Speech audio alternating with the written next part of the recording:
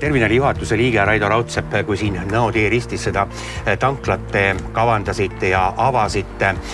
Kas mõtlesite siis ka selle peale, et võiks siia mingisugust lisandväärtust luua? Jaa, kindlasti, et alates avamise päevast peale sai selgeks, et siia ümbruskonda võiks tulla midagi enamat kui meie tankla. Vaatasime kohe, et maja taga on siuke võsastunud ala, et võsastunud alast võiks saada kena park. Ja sellel aastal juba liitus meiega ka Nõo lihavürst, kes siis otsustas siia oma lihapoe rajada. Et juba 2 nädala pärast on ka tankla juures võimalik värsket liha hankida. No kui nüüd sinna parki minna ja ringi liikuda, kas see pilt, mis täna meile avaneb, vastab sellele, milline visioon oli silme ees? Tähendab, et naljaga pooleks öeldes visiooni ei olnudki alguses, et visioon oli selline, et saaks pargi võsast puhtaks. Aga iga päevaga seal kopad tegid tööd, siis tundus, et võiks midagi enamat sealt välja kujuneda kui lihtsalt puhas puudealune.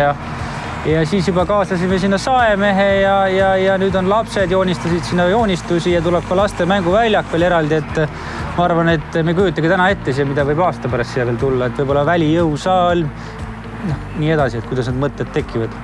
Kuivõrd üldse teie firma väärtustab lapsi, keskkonda, rohelisemat elu, kõik need on ju tänasel päeval meil aktuaalsed? No meie selle ettevõtluslaadiga nagu alati käinud siuke väike nagu gaas siuke mõte, et me oleme justkui peaksime ennast tõestama pidevalt nagu rohelisema ettevõttena. Aga meil on see tulnud kuidagi loomulikult, et igasse jaama me ikkagi näeme, et see keskkond jaama ümber peaks olema alati puhas, keskkonnasõbralik, ilus haljastus, muru, roheline, et Nõo ei ole nagu esimene näide, et varasemad jaamad, mida me oleme arendanud, näiteks nagu Raadi või Tõrvandi või kas või siis mujal Eestis, et igal pool on meil laste mänguväljakud, muru on niidetud, puud kasvavad, haljastus on korrektne. Raadile tõime isegi vanaaegse siukse lennuki inimestele vaatamiseks, kuna see symboliseerib nagu vana Raadi lennuvälja. Ja no ega see Nõo ei pidanudki teistest erinema, et tuli jälle väga hea kompleks välja. Kus on plaanis nüüd järgmisena midagi taolist avada, et anda teenindusjaamale mingit lisaväärtust? Ütleme niimoodi, et järgmisena me liigume nüüd Põhja-Eestis, et me teeme korda mis puudutab jaama eksteriööri, teeme korda Jüri teenindusjaama, kuhu tulevad samamoodi haljasalad, laste mänguväljakud, kõik võimalikud aktiivse tegevuse soodustamiseks erinevad siis lahendused. Ja Kiiu tankla, mis me siis avasime nüüd kevadel, et samamoodi pöörame rõhku sinnapoole. Ja muidugi iga uus jaam, mis me see aasta avame, kokku saab need olema kuskil 6 või 7, saavad siis olema juba siukse lähenemisega, et seal oleks kogu perel tegevust.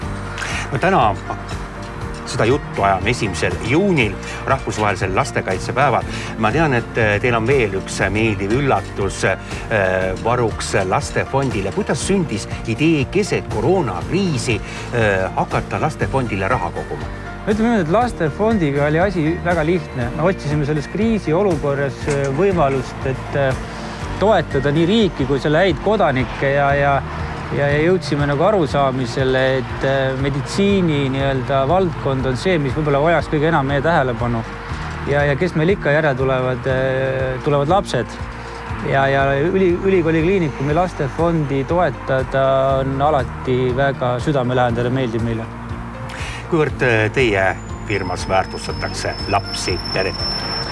Me oleme nagu peresõbralik ettevõtja ja selle tiitliga pärjatud, aga see tiitel polegi omaette see, mida me justkui oleme taotlenud, et pigem on see elunorm tänapäeval, et üritame ettevõttest siis hakkama saada olukorras, kus siis ka, et inimestel ja töötajatel oleks kodus kõik hästi, et väga raske on meie töötajale anda ju maksimumi tööl, kui tal kodus võib-olla asjad ei ole alati nii hästi. Et sellest tulenevalt oleme loonud üks paindliku töökeskkonna, kus siis on oma roll ka lastel, meestel, koertel, kassidel, et kõik see käib tänapäeva eluga kaasas ja kui me tahame õnnelikku töötajat, siis peame ka olema töötajale soodustama seda õnnelikku töökeskkonda.